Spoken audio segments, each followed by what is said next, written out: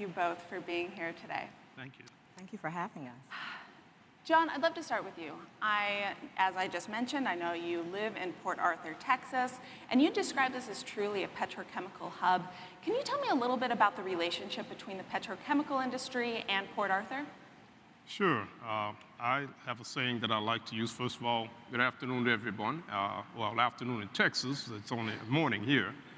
But as we say in Texas, howdy, greetings.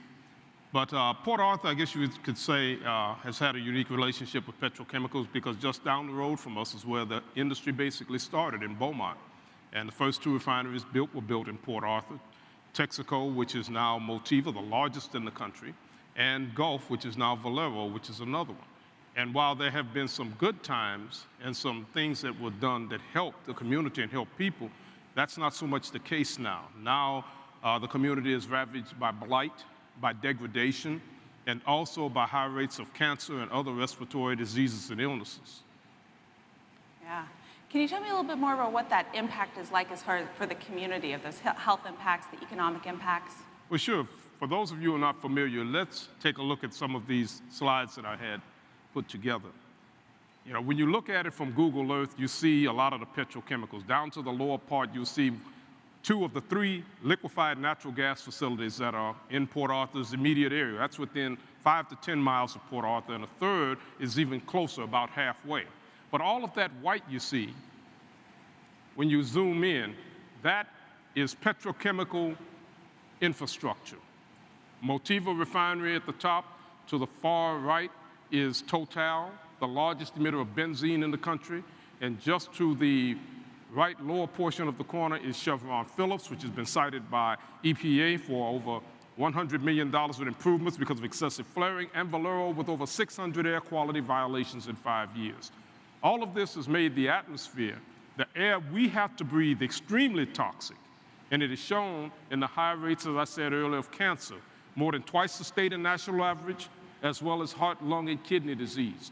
So we are sacrificed so America can have oil and gas. And it's time for us, it's time for that sacrifice to end. We can no longer tolerate that, and it is an unacceptable condition.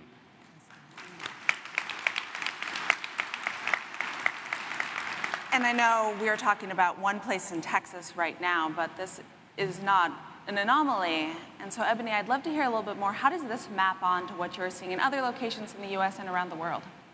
So the gas industry has created this narrative that oil and gas are a moral imperative and that it's necessary. And especially gas, they've kind of created this narrative that it's cleaner than other types of fossil fuels and that it will lead to economic or energy justice in the global south and energy security in the US and in Europe, especially with the Russian war. But those things aren't necessarily true. We know that the #1 driver of the climate crisis is oil and gas. And liquid natural gas isn't any cleaner. We know that it's just as dirty as coal because of the methane leaks, also with the refinement process that it has to go through.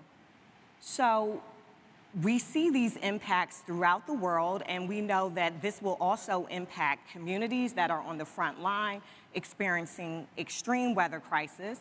We also know that this will continue to impact, as John said, communities where these infrastructures are placed. And we know that they are placed more predominantly in Black and brown communities. If you look at environmental pollution and you really want to know what is the #1 driver of it, it's not home value, it's not income, it really is race. And so we see this not just in the US, but we also see this with the global south. And as John said, this is something that can't continue to happen. And if we are going to move to a just-in-phase transition, we can't allow this LNG build-out to continue to happen because that is really locking us into decades more of oil and gas expansion and also those exports, which just continue to perpetuate harm. I want to put a finer point on that word that John used, that idea of sacrifice, these sacrifice zones, which to me is just like so chilling of this idea of how there's certain communities that are disproportionately impacted by this. Can you tell me a little bit more, Ebony, about what's lost within communities when impacted by infrastructure? Sure. And I think we can look at the economic costs, first of all. Extreme weather in the U.S. that was fueled by the climate crisis cost the U.S. $165 billion alone in 2022. And we know what communities that impacts. We also see communities that are on the front line. If you talk to folks in Detroit, one of the things they're concerned about is the flooding in their communities. And the insurance companies are not covering that anymore. And so those communities are sacrificed. We also see right here in the state of California, the oil wells. This is the only state that doesn't at least have a 3,200-foot buffer. Kids can look out of their window and literally see an active well pump, pumping toxins, pumping pollution into their bodies, causing higher asthma rates, higher respiratory issues, higher cancer rates, higher birth defects. This targets certain communities, and in California alone, 70% of those communities with those oil wells are Black and brown. So we are again saying that certain communities can be sacrificed in the name of providing energy and providing things that we have become used to that actually we shouldn't be used to. And we know that in order for us to do this transition, we need to pick up the pace, and we can't continue to sacrifice those who are most vulnerable. John, you were a petrochemical worker, I understand. Port Arthur, I thought you said the population there is 17,000, is that correct? How much? 17,000, is that how many people Port live Arthur's in Port Arthur? population, Yeah. no, close to 57,000. Oh, 57,000, apologies. Right.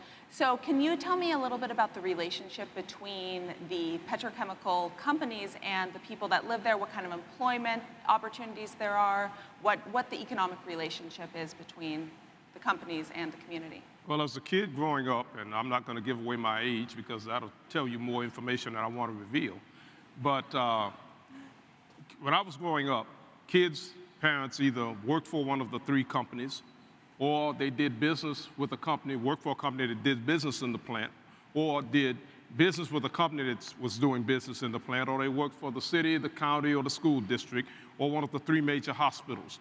But with the decline of the oil and gas industry in 1973, with the oil embargo, plus computerization, mechanization, and a reduction in workforce, now you have fewer and fewer people that are actually working in the industry. In fact, industry imports people from all over the country. If you drive through Port Arthur, you'll see license plates from far away as Alaska, wow. And you know, in virtually any of the 48 states in the Union, in the lower 48. So we no longer have those jobs. And what stands out most about that is the fact that unemployment in Port Arthur is the third highest in the state, higher than areas of the state down toward Brownsville near the Mexico border that have no petrochemical industry at all. How can that be when they talk and tout the jobs that we bring good things to life, as one of them says, when what they're bringing is more pollution, more death and destruction, more adverse climatological effects, 5 major hurricanes in 17 years, and the heat wave that we had, in addition to the Great Texas Freeze I'm sure you all heard about. So what are we sacrificing? Why are we doing this if we have nothing to show for it? At least if we had jobs, we could do better, but we don't have that. So what the conditions look like is, as I said earlier, a lot of blight, a lot of vacant lots, a lot of dilapidated homes and housing, because people aren't making enough money to have decent and satisfactory homes. The average home value is $65,000 or less. Now, what can you get for that for a family? And the average income is only $35,000. But what the area's income is more than twice that. So essentially, we are being sacrificed. We're being sold a bill of goods, and we're being used because, as you saw in those pictures, the more petrochem they have, the more they want to accumulate there. Why? Because, as one of the captains of industry said, it's the path of least resistance, and we know that we won't get any opposition. We'll make the same old promises and give nothing in return. I also recognize that we're at such a tricky spot of this transition in the sense that, you know, a lot of our world is powered by fossil fuels. There's a lot of companies here that we have people that are actively working to move away from them, but at the same time, we're living in the world that we're in right now. And also that a lot of these companies they're huge. They have a lot of investments in different climate tech. They're accelerating different solutions. So what's a good way to be engaging companies, to be looking at the ways where they're doing harm and also be helping the acceleration of the transition, and once again, from the perspective of what companies might be able to do? Ebony?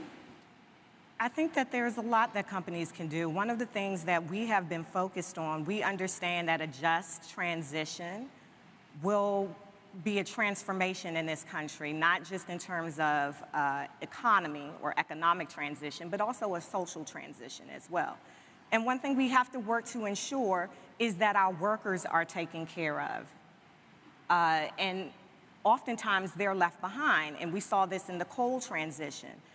We saw that the executives got like a golden parachute, and we saw that the workers instead had their pensions, their retirements cut, they had their health care costs cut, and so they were left with black lung. We also saw that the cleanup in the communities was folks bailed out on that. So we saw harmful toxins being poured into the water and perpetuating a cycle of harm. So when we say we need to do a transition, we also need to remember that communities and workers should be at the center of that transition. So that's one of the reasons Greenpeace has been working with the United Auto Workers Union, for example. We have been partnering with them to ensure that this transition with our automobiles and our vehicles to EVs, that the workers are taken care of and that they still get their union jobs, their union pay, and that we aren't doing harm to those communities that are most impacted. So I would say to these two organizations and companies thinking this through, make sure that the people that are impacted the most are at the center of the conversations, and not just at the center, but you bring them to the center of the table as well so that their voices are heard. Mm-hmm. Yeah. And John, what advice do you have for working with fossil fuel companies and energy companies generally to be holding people in the center of these different decisions and bringing them to the table? Well, first of all, these companies have to consider where they are. They have to respect, first of all, indigenous rights, because those indigenous nations and peoples have been trampled on for not quite millennia, but for quite a number of years, hundreds of years. And their rights are still not respected. Also, the rights of BIPOC communities have to and essentially should be respected. Ebony said it well. They need to have a seat at the table, because if you're not at the table, you're probably on the menu, and that's not going to work either. So a just transition has to be one that is fair and equitable, that involves and engages that community on its grassroots baseline level. If it's not doing that, then it's not going to be effective. The people that have been left behind by the petrochemical revolution, if this transition is to be real and just and equitable, have to be brought not along, but be integral to and involved deeply in the process of this transition. And it has to be a real transition. It can't be word speak. It has to be something actually that's measurable, that makes a difference in the lives and health of people, and that helps grow communities. No different than it helped other communities that were the beneficiaries of the petrochemical industry. Well, thank you both so much for the work that you're doing here and for bringing this message to our stage and this reminder of putting human at the center of this transition. And please join me in thanking Ebony Twilley Martin from Greenpeace and John Beard Jr. Thank you so much. Thank you, Sarah.